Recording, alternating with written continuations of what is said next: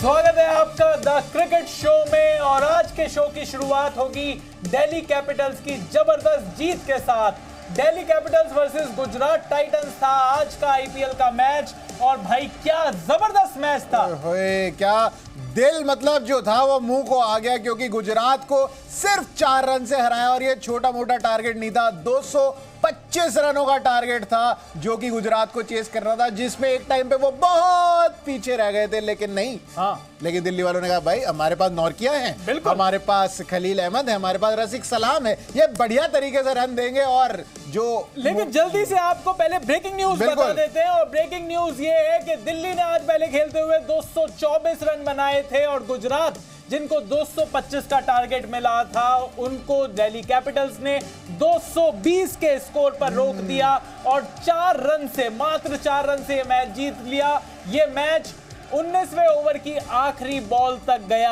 आखिरी बॉल तक गया। आखिरी बॉल पर राशिद खान को छक्का लगाना था, लेकिन मुकेश कुमार के आगे उनकी एक नहीं चली, क्योंकि उससे पहले उनके चौके और छक्के चल पड़े थे, लेकिन एक नहीं चली यहाँ पर। और आखिरी बॉल पर यहाँ पर मुकेश कुमार ने बढ़िया यॉर्कर मारकर उस पर रन नहीं दिया, उस पर छक्का नहीं लगने दिया। और ऐसा लग रहा था एक टाइम पर कि शायद ये मैच सुपर ओवर में भी जा सकता है। सिर्फ 5 रन चाहिए थे मैच को जीतने के लिए, 4 रन चाहिए थे सुपर ओवर पर ले जाने के लिए। मजा आता। बड़ा टाइम हो गया, 2023 में एक भी मैच में सुपर ओवर नहीं आया, 2024 के 40 मैच हो गए, एक मैच में सुपर ओवर नहीं आया। एक सुपर ओवर तो करा दो यार, बहुत हो गया। बिल्कुल, लेकिन पहले अभी आपको गुजरात की बैटिंग दिखा देते हैं। जिस तरीके से उन्होंने 225 का जो टारगेट था उसको चेज करने की शुरुआत करी थी।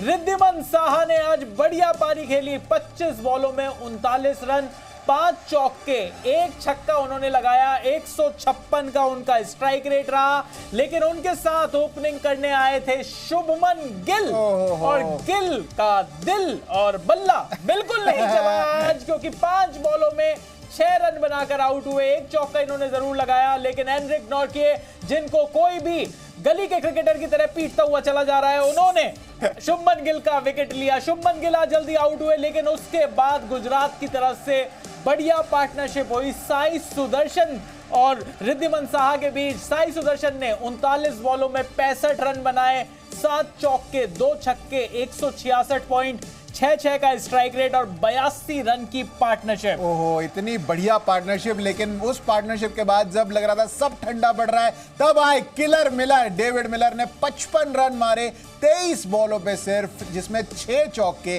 3 छक्के थे, 239 से भी ऊपर का स्ट्राइक रेट इनका रहा। और जब तक मिलर थे हमें लग रहा था ये मैच जो है वो गुजरात आराम से ले जाएगी। शायद 19वें ओवर में भी ये मैच जो है वो गुजरात जीत बिल्कुल। मिलर ने इस ठंडी चेस को गर्म किया, लेकिन गर्म करके ठंडा ही छोड़ गए, क्योंकि वहां पर बाकी जो गुजरात टाइटंस के बैट्समैन हैं उनकी बिल्कुल नहीं चली। डेविड मिलर ने जबरदस्त पारी खेली, 6 चौके, 3 छक्के लगाए और बढ़िया हिटिंग करी डेविड मिलर ने। लेकिन डेविड मिलर के आउट होने के बाद गुजरात टाइटंस के जो बाकी बल्लेबाज हैं वो कुछ कमाल नहीं कर पाए। अजमतुल्लाह उमरजाई 2 बॉलों में 1 रन बनाकर जल्दी से आउट हो गए। उसके अलावा राहुल तेवतिया, जिनसे उम्मीद थी कि शायद ये मैच को फिनिश करके जाएंगे, बिल्कुल फिनिशिंग लाइन तक भी नहीं पहुंचा पाए। 5 बॉलों में 4 रन बनाकर राहुल तेवतिया भी आउट हुए। जबरदस्त कुलदीप यादव की बॉल पर, जिस पर ऋषभ पंत ने बढ़िया कैच पकड़ा। शाहरुख खान है करने के अलावा कुछ नहीं कर पा रहे। 5 बॉलों में 8 रन इन्होंने बनाए, 1 छक्का इन्होंने जरूर लगाया, लेकिन उसके बाद शाहरुख खान ने वही किया जो पूरे सीजन में कर रहे हैं। लेकिन राशिद खान ने मैच लड़ा दिया। क्या कर दिया यार राशिद खान ने, आखिरी ओवर तक इस मैच को, आखिरी ओवर क्या आखिरी बॉल तक राशिद खान इस मैच को लेके आए। 21 रन बनाए 11 बॉलों में, करीब 190, पूरा 190 का स्ट्राइक रेट इनका रहा। 3 चौके, 1 छक्का, और आखिरी बॉल पे 1 चौका या छक्का चाहिए था, चौका चाहिए था सुपर ओवर के लिए, छक्का चाहिए था अपनी टीम को जिताने के लिए, पर नहीं, सिर्फ 1 सिंगल। मुझे लग रहा है जो बीच में 2 सिंगल या डबल का मौका छूटा, वो उससे भी थोड़ी दिक्कत हुई। पर लेकिन यहाँ पर साई किशोर के मुंह पर ये जो मुखौटा लगा कर आए थे मोहित शर्मा, उनको तुरंत हटा लिया गया है। लेकिन यहाँ पर जो 3 चौके भी लगाए राशिद खान ने, वो बाउंड्री लाइन से बस इतना अगर आप नापने बैठो तो 60 ml, मतलब मैं कह रहा हूँ 60 सेंटीमीटर, 60 सेंटीमीटर ही दूर गया। वो दिल्ली में है ना, हम तो निकल जाती है थोड़ा, और रात को वैसे भी आपको पता है 12 बजने वाले और वैसे ही आपको पता है कि मतलब दिल्ली में तो बड़े बड़े लोग इस चीज के ऊपर काफी आगे तक जा चुके हैं ना। लेकिन चलिए पॉलिटिक्स की बात नहीं करते, बात कर रहे हैं यहाँ पर क्रिकेट की, क्योंकि जिस तरीके से दिल्ली कैपिटल्स ने शुरुआत करी थी ऐसा नहीं लग रहा था कि 200 के पास पहुंचेंगे, लेकिन ऋषभ पंत ने जबरदस्त बैटिंग करी और जबरदस्त हाथ दिखाए, इतने जबरदस्त हाथ कि समझ में आ रहा है कि क्यों ऋषभ पंत विकेट कीपर का जो कंपटीशन चल रहा है उसमें सबसे आगे चल रहे हैं।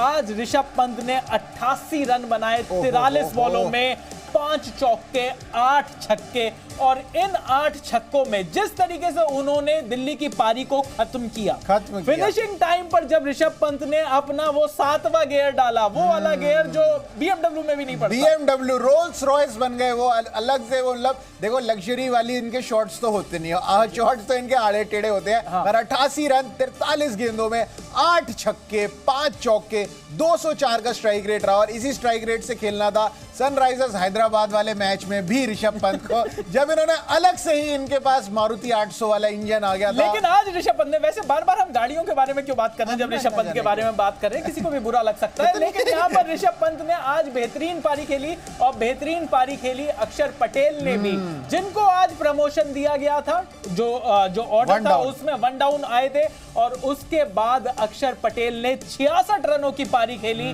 43 बॉलों में। तो आप देख सकते हैं कि अक्षर पटेल, जिनको लगातार दिल्ली 7वें या 8वें नंबर पर भेज रही थी, आज पहला विकेट जल्दी गिरने के बाद जब भेजा गया ऊपर तो उन्होंने बढ़िया रन बनाए, बढ़िया पार्टनरशिप करी ऋषभ पंत के साथ, और 43 बॉलों में 66 रन 5 चौके 4 छक्के 153.49 का स्ट्राइक रेट। और अक्षर पटेल ही वो बैट्समैन थे जो लास्ट में जाकर मोमेंटम देकर गए, बढ़िया छक्के ये लगा रहे थे, और इन्होंने भी अपनी जो टोपी है वो उछाल दी है, ये कहकर कि क्या T20 वर्ल्ड कप के जो सिलेक्शन है उसमें क्या ये रविंद्र जडेजा से आगे चल रहे हैं। खैर ये तो वक्त बताएगा, लेकिन अक्षर पटेल की भी बढ़िया पारी रही। दिल्ली कैपिटल्स के बाकी बैट्समैन का भी दिखाते हैं कि किस तरीके से उन्होंने रन बनाए, क्योंकि ट्रिस्टन स्टब्स 7 बॉलों में 26 रन।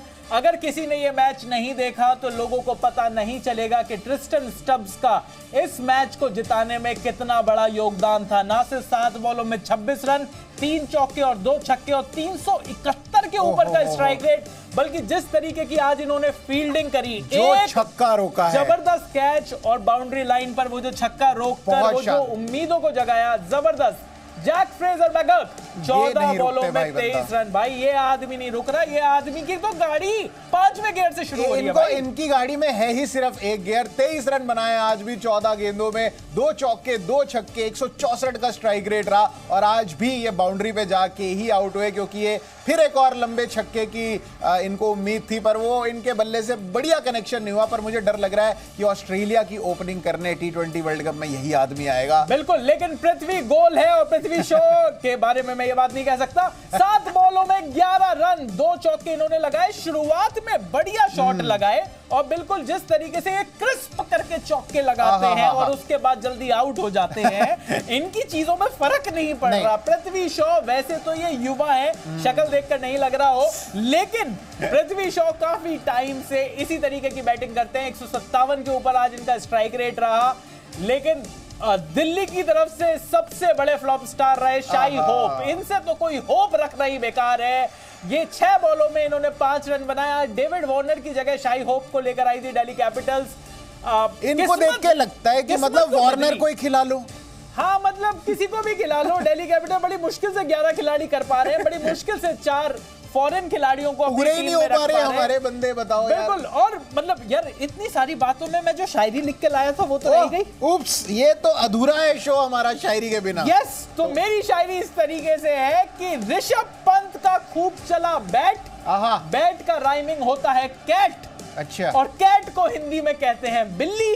आखिर बॉल पर हार गई गुजरात और 2 पॉइंट्स ले गई दिल्ली।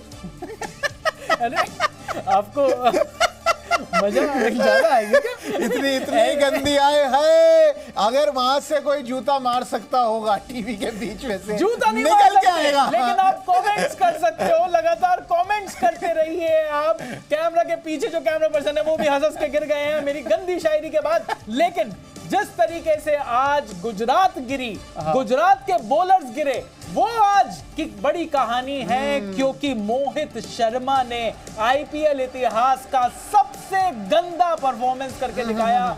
4 ओवर में मोहित शर्मा ने 73 रन दिए, कोई विकेट नहीं रहा और मोहित शर्मा बने सबसे एक्सपेंसिव बॉलर आईपीएल के पूरे इतिहास की। गुजरात टाइटंस की बॉलिंग दिखा देते हैं। मोहित शर्मा क्यों हंस रहे हैं समझ में नहीं आ रहा, कोई काम नहीं किया इन्होंने। फोटो है हमारे पास सिर्फ हंसते हुए वाली, हंसी भी देखो आप पूरी अच्छी वाली नहीं है, बिल्कुल टेढ़ी सी हंसी है। चेहरे का मतलब ये नहीं हो सके।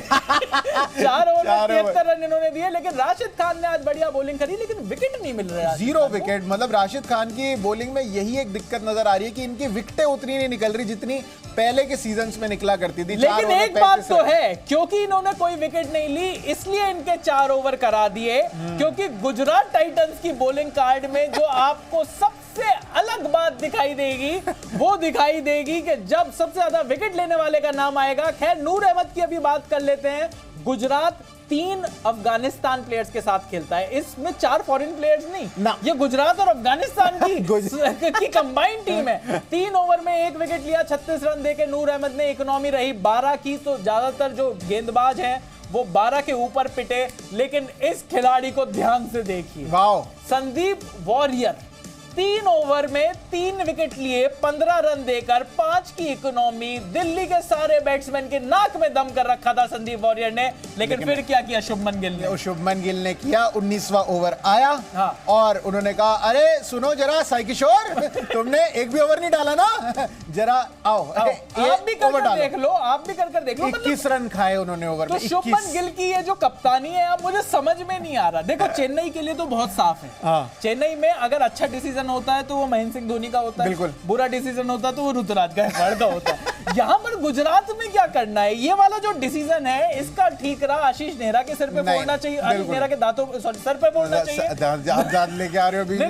मैं कह रहा हूँ कि कहाँ फोड़ना है, या फिर ये दांत देनी पड़ेगी उनकी, शुभमन गिल के ऊपर फोड़ना है, लेकिन दांत देनी पड़ेगी दिल्ली की बॉलिंग की। तो दिल्ली की बॉलिंग कार्ड भी हम आपको दिखा देते हैं, क्योंकि दिल्ली ने 225 का ये जो टारगेट था उसको चेस करने से रोक लिया गुजरात को।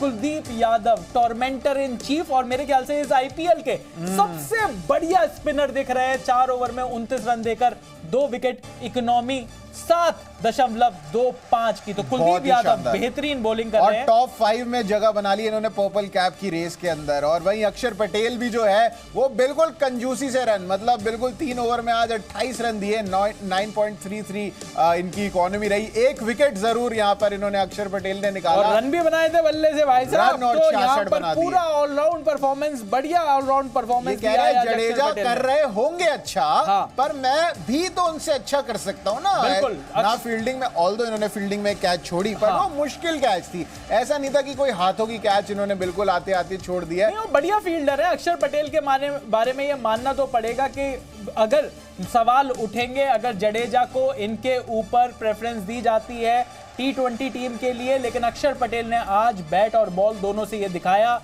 कि क्यों ऑलराउंडर की कैटेगरी में उनका नाम भी उस प्लेन पर होना चाहिए जो यूएसए और वेस्ट इंडीज जाएगा T20 वर्ल्ड कप के लिए। खलील अहमद आज इनसे सिर्फ 2 ओवर करवाए, 26 रन दिए, इकोनॉमी 13 की रही, तो खलील अहमद को बचाया गया कि ये मोहित शर्मा का रिकॉर्ड ना तोड़ें। तो इस वजह से इन्हें सिर्फ 2 ओवर दिए। लेकिन मुकेश कुमार, तारीफ करनी होगी मुकेश कुमार की कि इनके सिर पर मैच हरवाने का इल्जाम नहीं आया, ऑल्दो इन्होंने कोशिशें तो सारी कर दी थी।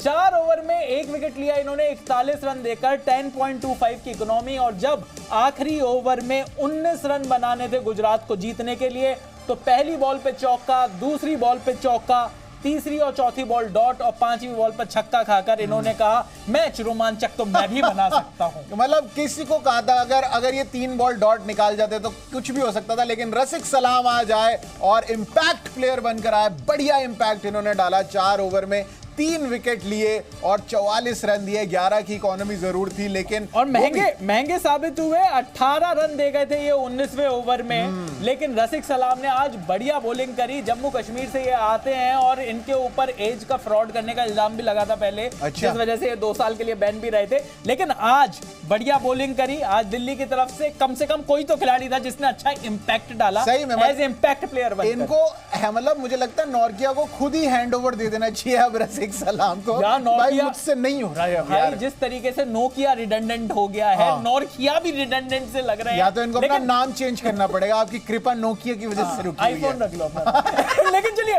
कमेंट्स की तरफ चलते हैं, क्या कह रही है पब्लिक इस मैच के ऊपर। जबरदस्त था ये मैच दिल्ली और गुजरात के बीच। हार्दिक पांड्या को ऋषभ पंत से सीखना चाहिए। अमन चौधरी हर दूसरे दिन कमेंट नहीं करते कि हाँ इनको कि हार्दिक पांड्या को ऋषभ पंत से सीखना चाहिए। अमन भाई अरे नहीं सीखना चाहता हार्दिक पांड्या भाई। वो कह रहा है वो क्या सीखना चाहिए गाड़ी के बारे में नहीं, लेकिन आपको कैसे खेलना है। हार्दिक पांड्या क्या सीखे? ऋषभ पंत विकेट कीपिंग सिखा सकते हैं, वो बैटिंग और बॉलिंग करते हैं, और ऋषभ पंत अच्छी बैटिंग करते हैं, उनको वो सीखनी नहीं है।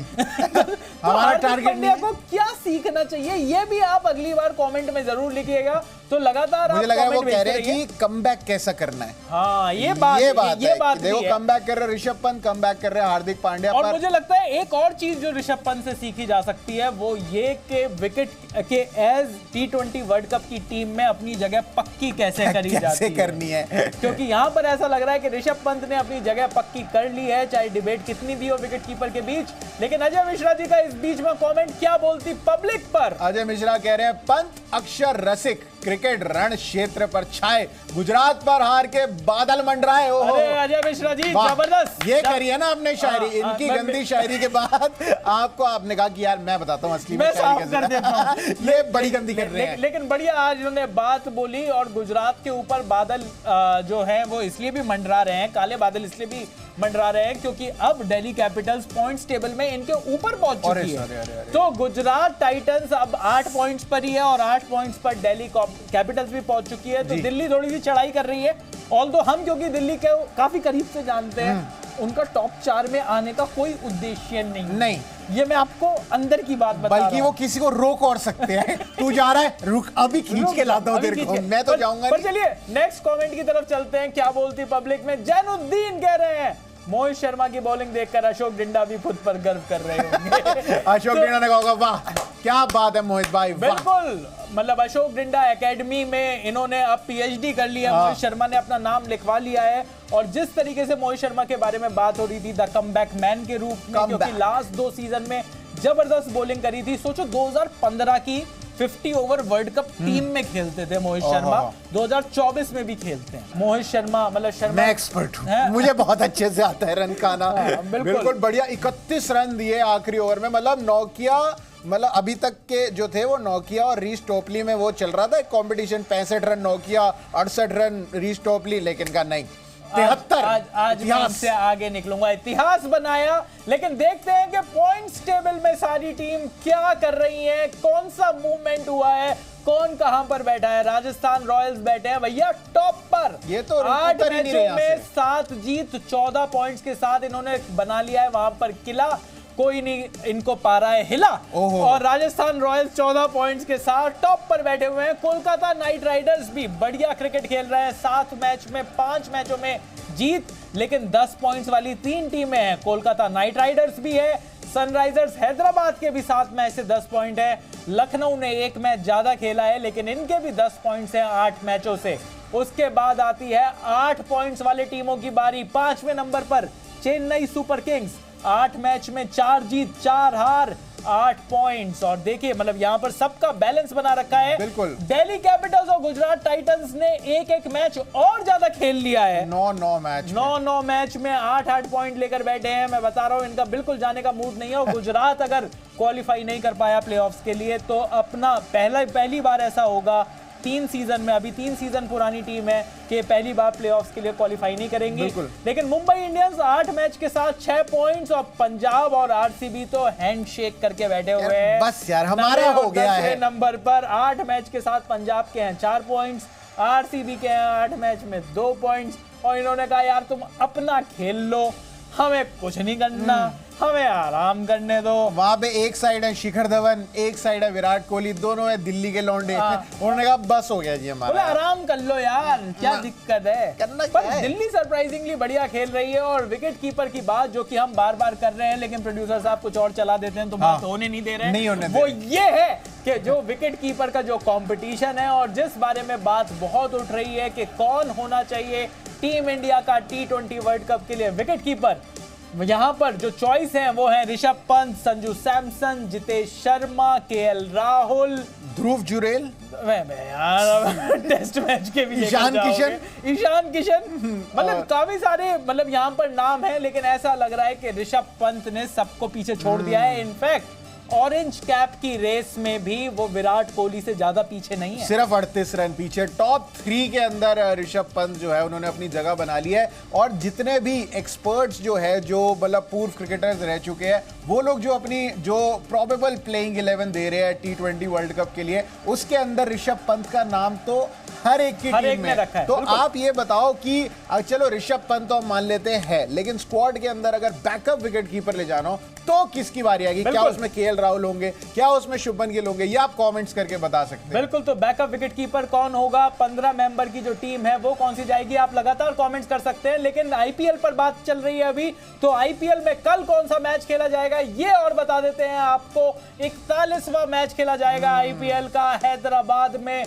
सनराइजर्स हैदराबाद सबसे एक्साइटिंग टीम जो इस IPL 2024 में दिखाई दी है, और रॉयल चैलेंजर्स बेंगलुरु ये भी एक्साइटमेंट की सारी पराकाष्ठाएं पार कर रहे हैं। तो इनके अरे भाई Hindi very very good, Hindi show है ना। तो हैदराबाद में होगा ये मैच। और जब बैंगलोर में था मैच तो हैदराबाद वालों ने इतने लंबे छक्के मारे थे कि वो हैदराबाद में ही जाकर गिरे थे। अब हैदराबाद में मैच हो सकता है, वही वाली बॉलें खेलेंगे, बैंगलोर जाकर गिरे। लेकिन अभी के लिए आज के मैच में के लिए जो द क्रिकेट शो पर इतना ही है। हर रात 11:30 बजे IPL मैचेस के बाद यहां पर आ जाइएगा, यहां पर होगा सबसे ज्यादा मस्त डिस्कशन। अभी के लिए बस इतना ही। मेरा नाम है चैन रस्तोगी, मेरा नाम है प्रशांत कपूर और आप देख रहे हैं जी न्यूज।